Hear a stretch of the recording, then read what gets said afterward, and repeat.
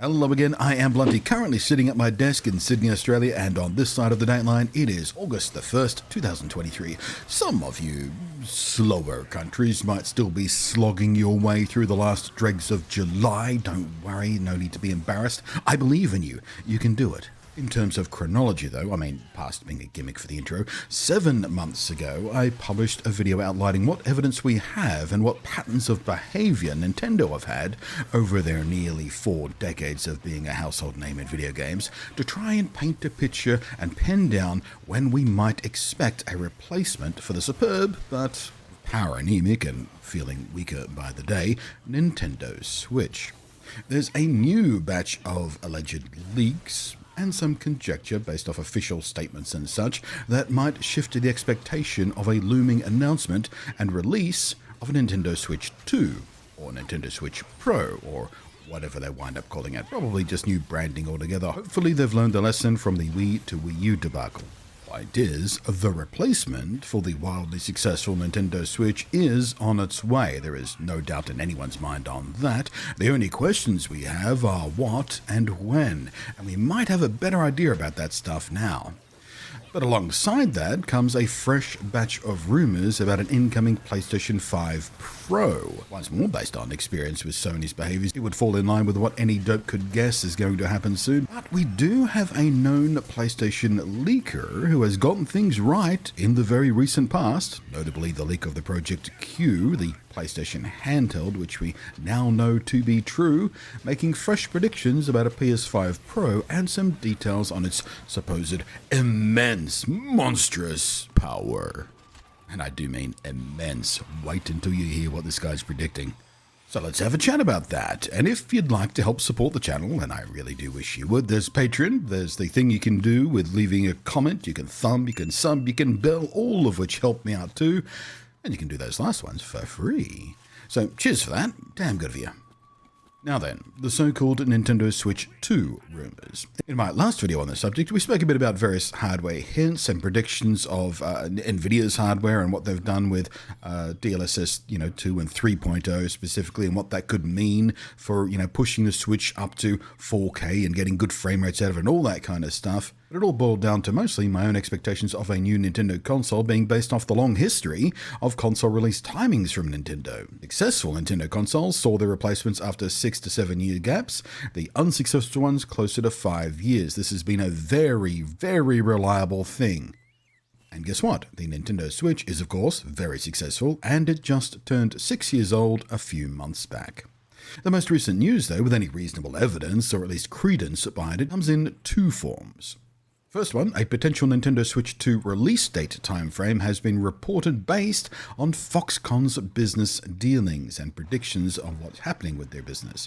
Foxconn is of course known by most people as one of the prime manufacturers of the Apple iPhone, but it also does assemble a lot of other stuff, including the current Nintendo Switch. And expectations that a new Nintendo console is coming soon comes from a Chinese language website that reports on the Hong Kong and Taiwan stock exchanges and the tech industry specifically. And according to them, when reporting on the business outlook for Foxconn, game machine shipments are expected to increase compared to the first half of the year, and Nintendo plans to launch this Switch in Q1 next year. This is a machine translated quote, so give it a little wiggle room there. So the dots being connected here are the fact that Foxconn assembles Nintendo Switches currently for Nintendo, and Nintendo are indeed the only console manufacturer on a schedule to release a new console next year.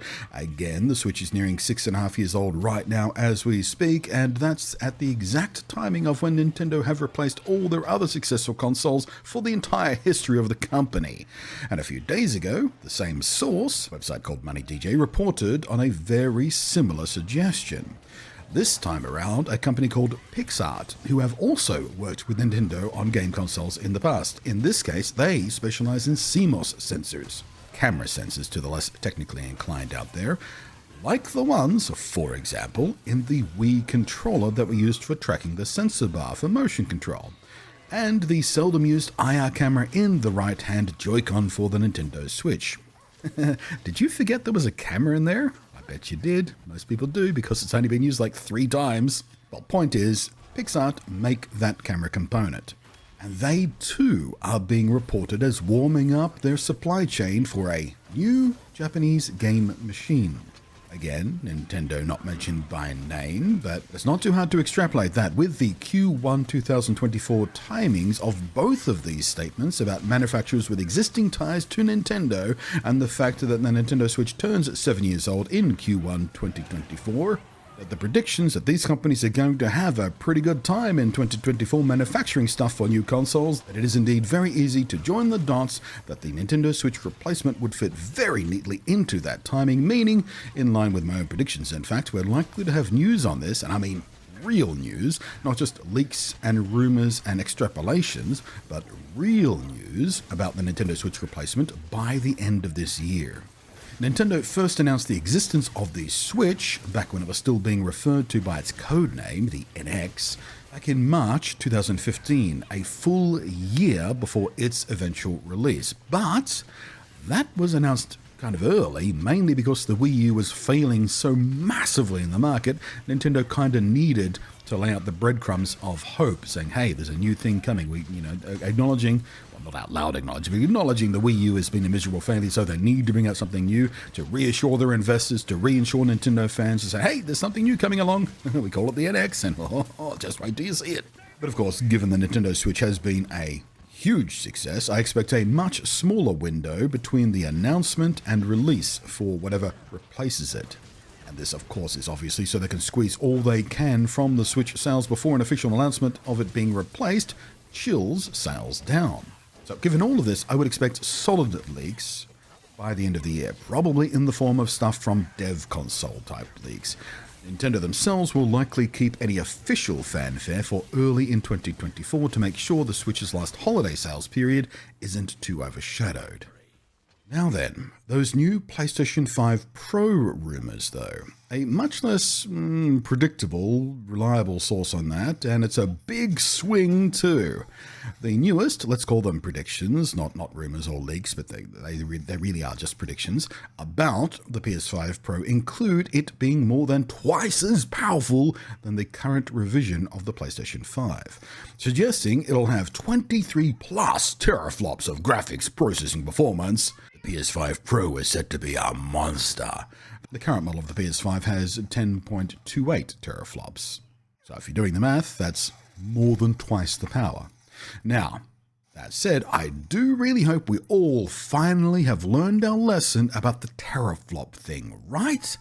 Like how the Xbox Series X kicks the PS5's ass with 12.1 teraflops. However, somehow, actual game performance isn't consistently reflected in that measure of power advantage. Depending on which game you're talking about, the PS5 beats the Xbox, or the Xbox beats the PS5, and the difference in teraflops does not reflect that directly or consistently. So I really hope we don't have to go down the teraflop rabbit hole again, with people just spouting that number without any clue of what it actually means in the real world.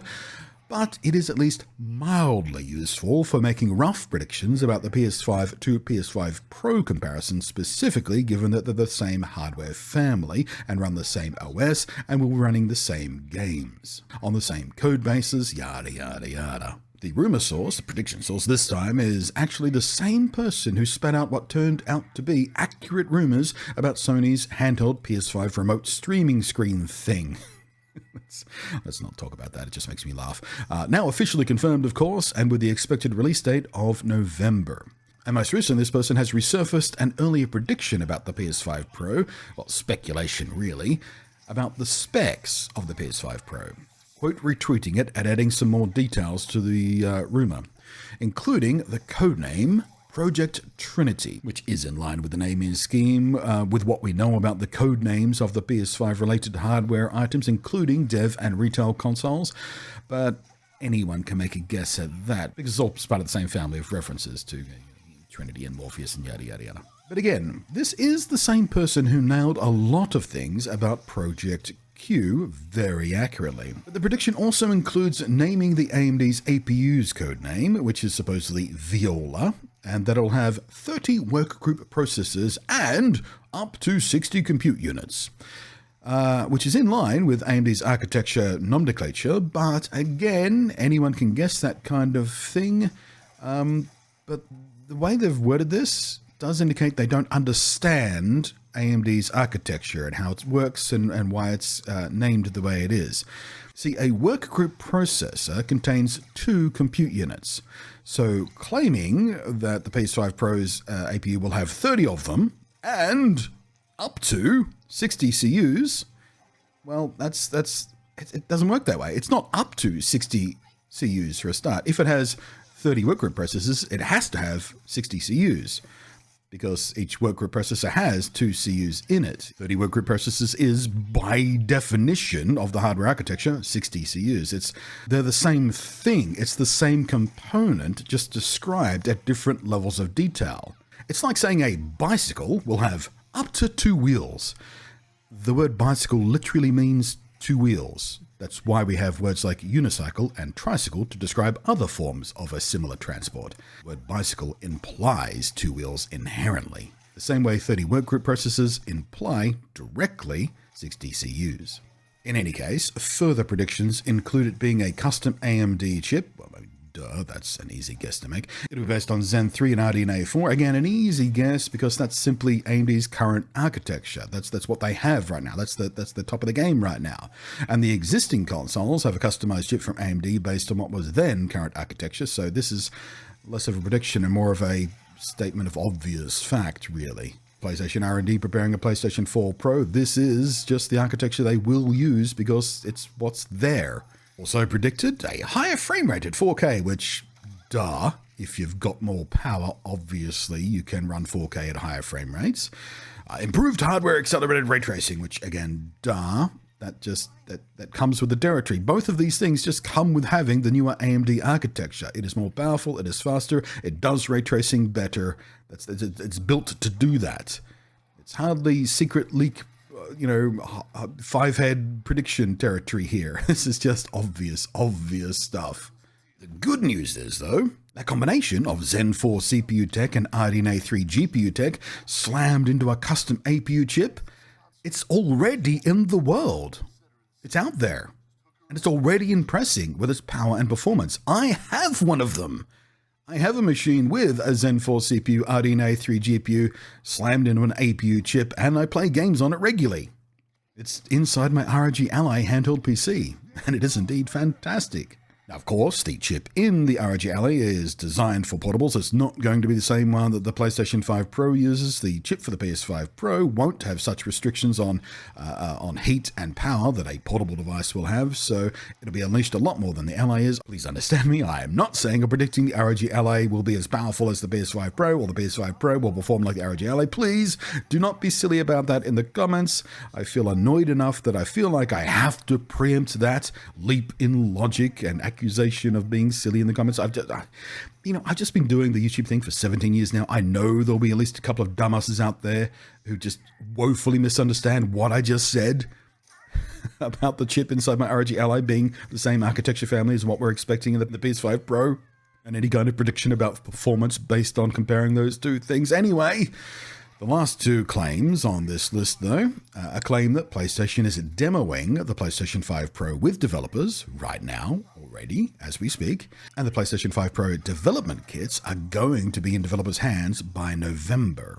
That information is a bit more useful for pulling out a timeline. We don't have any kind of source on this. It's just, trust me, bro, which, to be fair, again, with the Project Q stuff, the guy has earned a little bit of, trust me, bro currency there.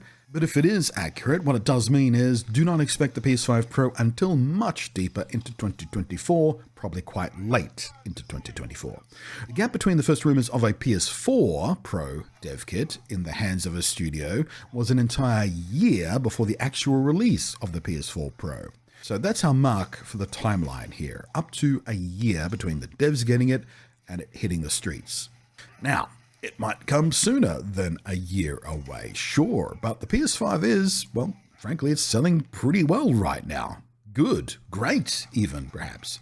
Sony's hardware sales are certainly not under threat from Xbox's consoles, so Sony just aren't in a position where they feel the need to rush the PS5 Pro to catch up to anyone to boost sales or anything like that. They can take their time at this. They can choose when they want to release this, not when they need to release it.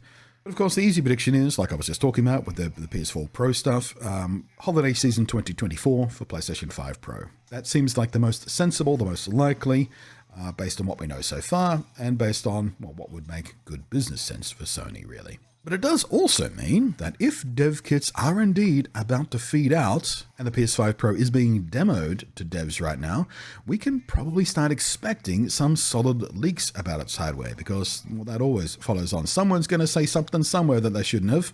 So at the very least, we're about to move past these kinds of guesses and rumors and predictions into a little more solid information. And that's exciting, isn't it? That's interesting.